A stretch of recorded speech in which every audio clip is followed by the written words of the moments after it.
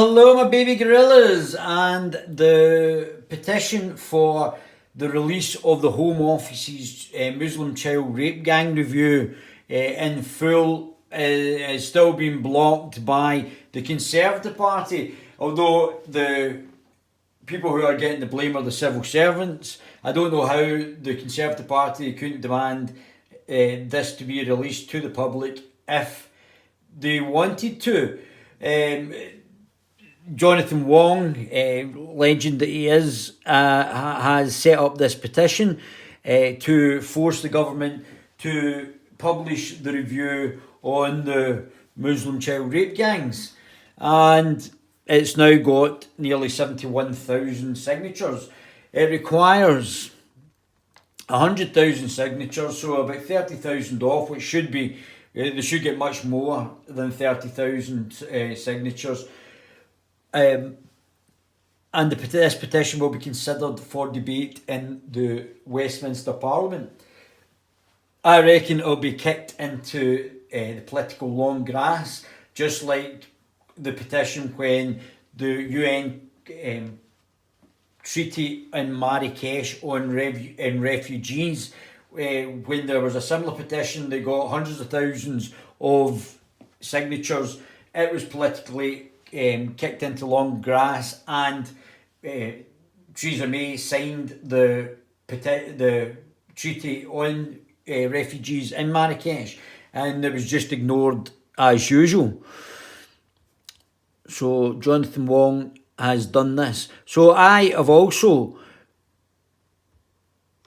contacted the Scottish Parliament and looking to have an independent, and put in a petition myself, an independent investigation into the cover-up of Muslim child rape gangs by the Justice Minister, to find out what the situation is from the article in The Sun and the previous article in The Express.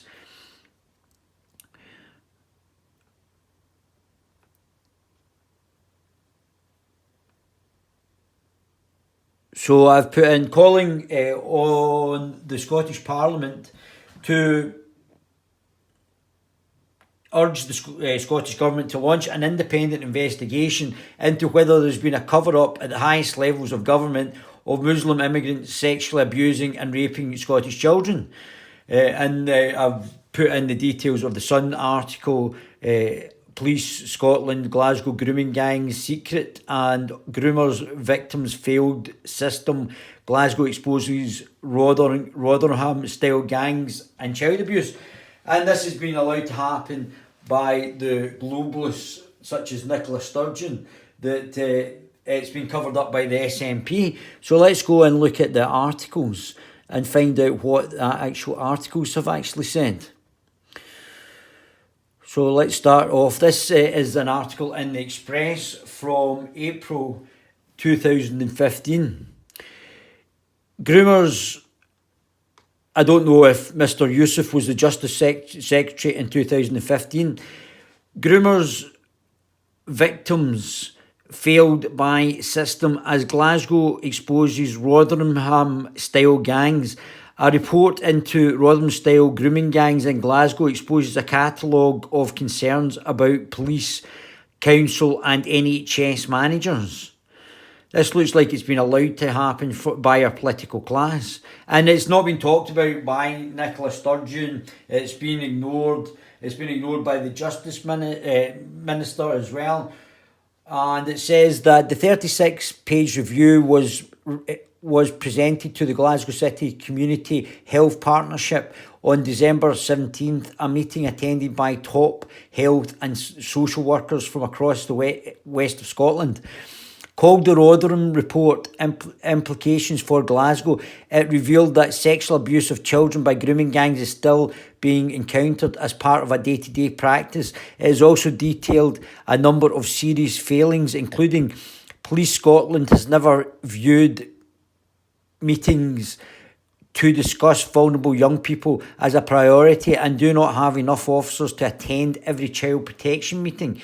Poor communication between the various departments and agencies, even within the Glasgow Child Protection Committee itself, and senior health board managers and councillors are not aware of the scale and seriousness of the current problems. In recent years, the police have carried out 2 investigations into grooming gangs in and around Scotland's largest city, Operation Cotswold and Operation Dash. Police Scotland said yesterday Operation Dash ended in last month, February, after 2 years, with 27 offenders reported to the Crown Office. One culprit, 20-year-old Afghan asylum seeker, don't want to say his name, has already been jailed for 6 years for preying on young girls. Last year, the newspaper revealed that child protection officials repeatedly vetoed a significant case review into the widespread abuse uncovered by detectives.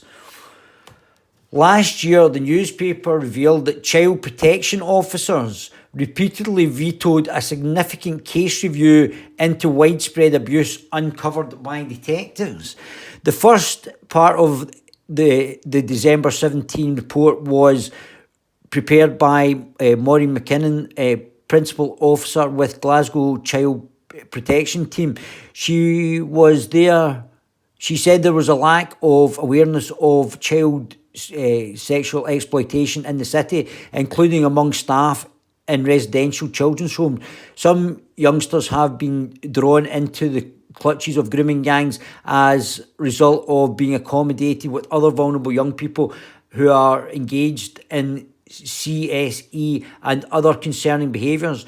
The report reveals that many of the Dash victims were in the care of local authorities. So the local authorities, so the SNP control Glasgow City Council, so they're in control of control the police and control in the Scottish Parliament, and they're quite clearly failing in their duties. Incredibly, Ms McKinnon added, Dash has identified that we do not have the correct people around the table at the VYP meetings for health and police, and these agencies need to review their current processes in light of learning from Dash. In discussion with the police, there is acknowledgement that VYP has been a priority meeting for the police, and they are unclear about its status. The police are indicating that they currently do not have the capacity to attend all CP meetings requested, and attendance at VYP would not be possible within the current staffing arrangements. She added, information sharing needs to be improved across all agencies. It looks like there's a cover up here as well. They're just not supplying the personnel. She concludes that J report is clear, very clear, that the abuse is not confined to the past but continues to this day, as the evidence in Glasgow through the 2 police operations and day-to-day practice. The second part of the December the 17th report was prepared by Mary Valenti, Head of Child Protection Development and NHS Greater Glasgow and Clyde. She said, we need to ensure that senior managers at the NHS, GGC and elected members are aware of the scale of the seriousness of the current problems.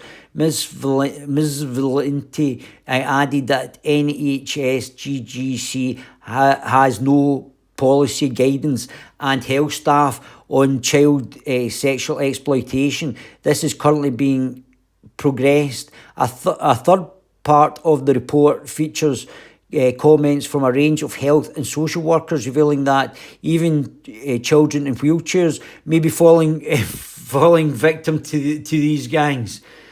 It concluded that Alison Rennie, one of Scotland's top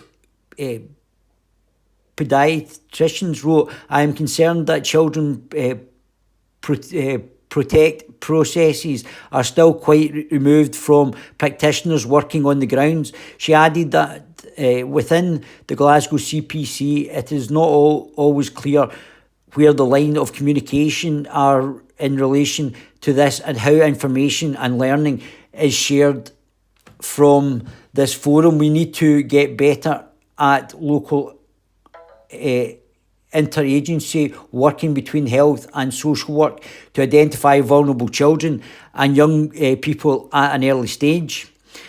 Well,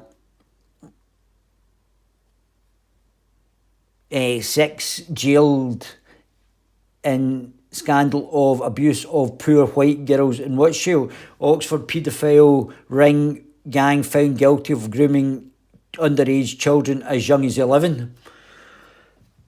Last night, Detective Chief Inspector Leslie Bowles said that the information sharing meeting were held throughout Operation Dash, first on a weekly and then on a monthly basis. She added, in Greater Glasgow's division, any request to attend meetings, be they vulnerable young persons or child protection meetings, are received at the Risk and Concern Hub, where they are assessed by detectives, inspectors and most appropriate officers is identified to attend.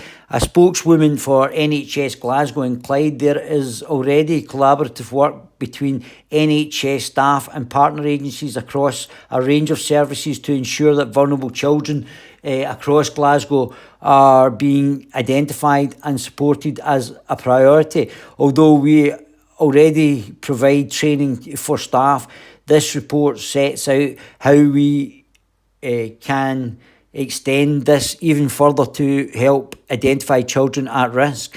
The Glasgow City Council's spokesman added, there is a very constructive relationship among all children protection partners in Glasgow that is helping to protect those at risk of child sexual exploitation and bringing predators to justice. So that was in April 2015.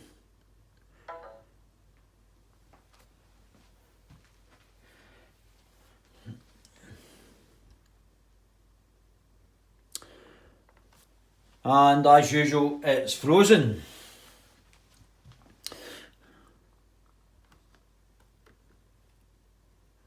And then we've got the Sun article, if it actually comes up.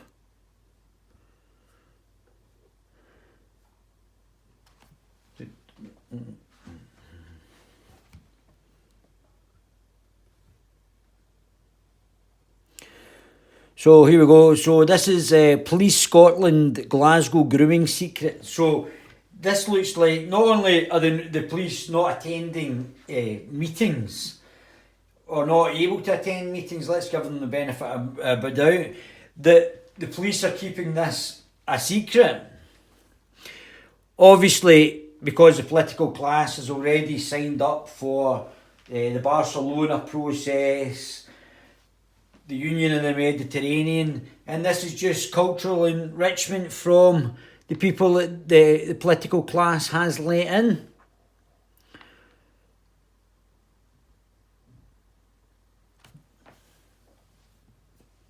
I don't know what's going on with this.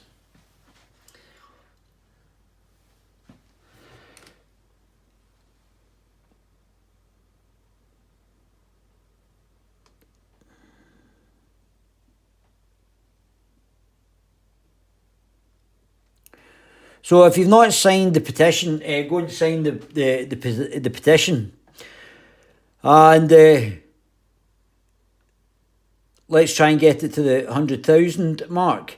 I don't think, even though the petition gets to the 100,000 mark, that the Conservatives are going to actually release the report. I think it's obviously a cover-up here and in England to prevent people actually knowing the truth, because obviously the politicians have been covering it up for a number of years, and they know that this is absolutely explosive for them, that they've been allowing this to actually happen.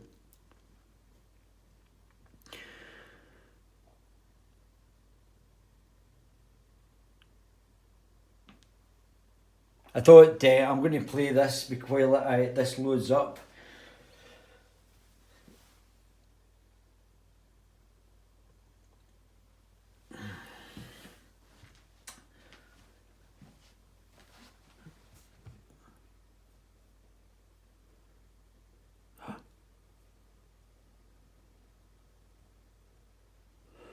Right, it's obviously going to sleep. I'll do a part 2 about what the sun said.